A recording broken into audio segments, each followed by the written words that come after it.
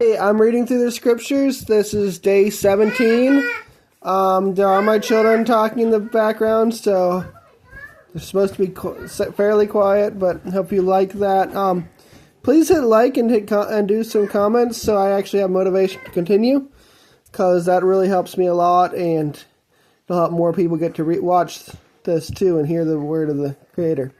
So please hit like. Anyway, we're going to start in Genesis chapter 17. Okay, that's my 8-year-old son. He read one word. And it came to be when Abram was 99 years old that Yahweh appeared to Abram and said to him, I am El Shaddai, walk before me and be perfect.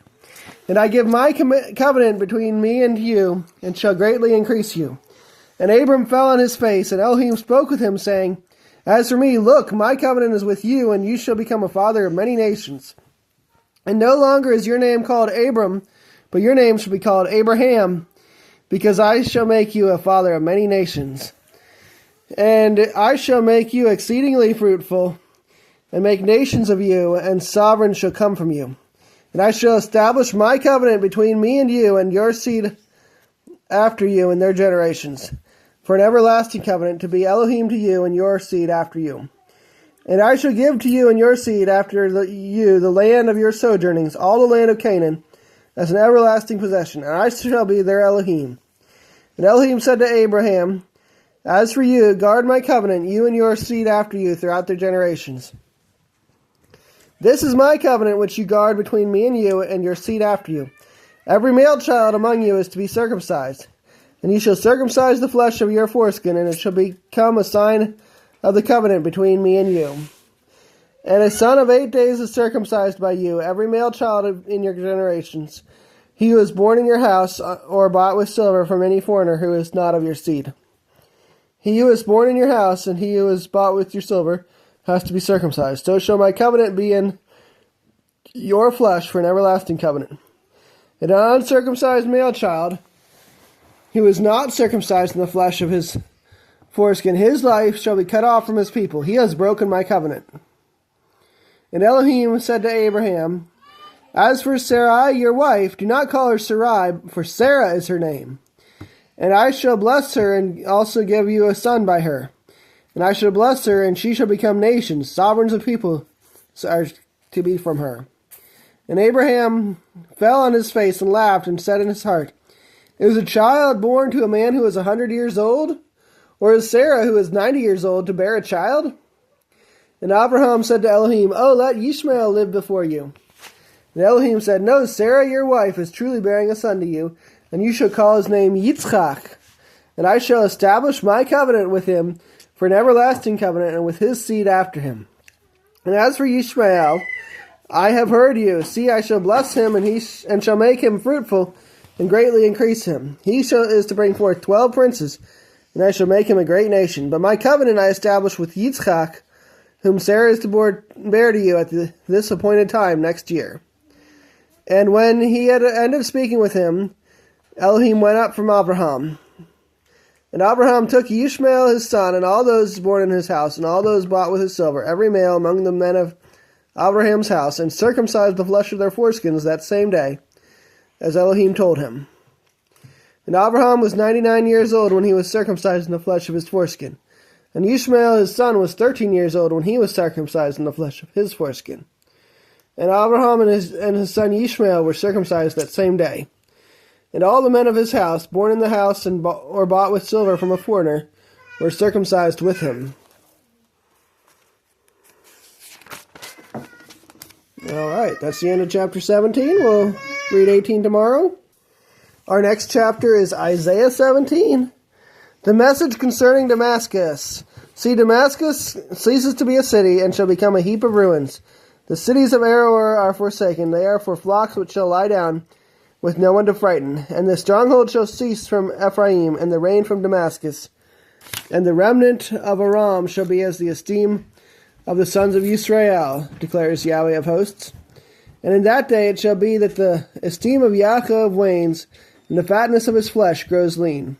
And it shall be as when the harvester gathers the grain and reaps the heads with his arm. And it shall be as he who gathers the heads of grain in the valley of Rephaim. The gleaning grapes shall be left in it, and gleaning grapes shall be left in it, like the shaking of an olive tree, 2 or 3 olives at the top of the uppermost branch, 4 or 5 in its most fruit-bearing branches, declares Yahweh Elohim of Israel. In that day man shall look to his Maker, and his eyes turn to the set-apart one of Israel. And he shall not look to the slaughter places, the work of his hands, and he shall not see that which his own fingers made, nor the Asherim, nor the sun pillars. In that day his strong cities shall become forsaken forests and an uppermost branch, which they left because of the children of Israel, and it shall become a ruin. Because you have forgotten the Elohim of your deliverance, and have not remembered the rock of your stronghold, therefore you shall plant pleasant plants and set out foreign seedlings. By day make your plants grow, and in the morning make your seed to flourish, but the harvest is a heap in the day of grief and incurable pain. Woe to the uproar of many people who make a noise like the roar of the seas, and to the rushing of nations that make a rushing like the rushing of mighty waters. Nations rushing like the rushing of mighty waters. But he shall rebuke them, and they shall flee away, and be chased like the chaff of the mountains before the wind, like whirling dust before the whirlwind. At evening tide, look, alarm, before morning it is no more. This is the portion of those who plunder us, and the lot of those who rob us. Psalms chapter 17. Psalm 17. Hear righteousness, Yahweh. Listen to my cry. Give ear to my prayer from lips without deceit. Let my right ruling go out from your presence. Let your eyes see what is straight. You have examined my heart. You have visited me in the night. You have tried me. You find I have not schemed. My mouth would not transgress as for the deeds of men, but by the word of your lips I have kept myself from the paths of the destroyer. My steps have held fast to your paths, my feet have not slipped. I have called upon you, for you answer me, O El. Incline your ear to me, hear my speech. Let your loving commitment be distinguished. You who save by your right hand those who take refuge from those who rise up. Guard me as the apple of your eye. Hide me under the shadow of your wings, from the face of the wrong who ravage me, from my deadly enemies who surround me. They are enclosed in their own fat. They speak proudly with their mouths. They have now surrounded us in our steps. They set their eyes to cast us to the ground, like a lion who is eager to tear his prey, and as a young lion crouching in cover. Arise, O Yahweh, confront him, cause him to bend, deliver my being from the wrong by your sword, from men by your hand, O Yahweh, from men of the world whose portion is in this life. And you fill their bellies with your treasure. They are satisfied with children, and shall leave their riches to their babes. As for me, let me see your face in righteousness. I am satisfied to see your appearance when I awake. And our last chapter is Matthew 17.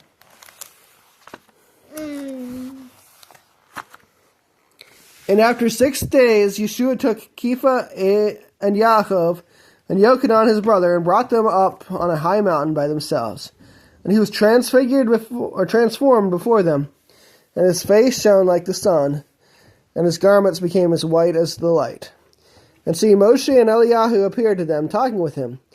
And Kepha answering said to Yeshua, Master, it is good for us to be here.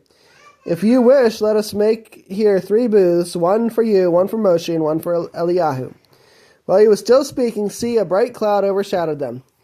And see, a voice came out of the cloud, saying, This is my son, the beloved, in whom I did delight. Hear him. And when the taught ones heard, they fell on their faces and were much afraid. But Yeshua came near and touched them, and said to him, But Yeshua came near and touched them and said, Rise and do not be afraid. And having lifted up their eyes, they saw no one but Yeshua only. And as they were coming down from the mountain, Yeshua commanded them, saying, Do not mention the vision to anyone until the son of Adam is raised from the dead. And his taught ones asked him, saying, Why then do the scribes say that Eliyahu has to come first? And Yeshua answering said to them, Eliyahu is indeed coming first, and shall restore all. But I say to you that Eliyahu has already come, and they did not recognize him, but did to him whatever they wished. In this way the son of Adam is also about to suffer by them. Then the taught ones understood that he had spoken to them about Yochanan the Immerser. And when they came to the crowd, a man came up to him, kneeling down to him and saying, Master, have compassion on my son, for he is an epileptic and suffers badly. For he often falls into the fire and often into the water.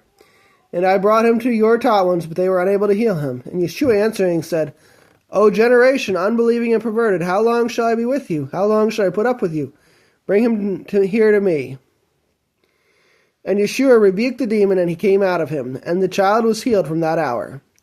Then the taught ones came to Yeshua by himself and said, Why were we unable to cast him out? And Yeshua said to them, Because of your unbelief. For truly I say to you, if you have belief as a mustard seed, you shall say to this mountain, Move from here to there, and it shall move. And no matter shall be impossible for you. But this kind does not go out except through prayer and fasting. And while they were staying in Galilee, Yeshua said to them, The Son of Adam is about to be delivered up into the hands of men, and they shall kill him, and the third day he shall be raised up. And they were deeply grieved. And when they came into Capernaum, those who received the tax came to Kepha and said, Does your teacher not pay the tax? He said, Yes. And when he came into the house, Yeshua spoke to him first, saying, What do you think, Shimon? From whom do the sovereigns of the earth take toll or tax? From their own sons or from the strangers? Kepha then said to him, From the strangers. Yeshua said to him, Then the sons are exempt. But lest we cause them to stumble, go to the sea, cast in a hook, and take the fish that comes up first. And when you have opened its mouth, you shall find a stater. Take that and give it to them for me and you.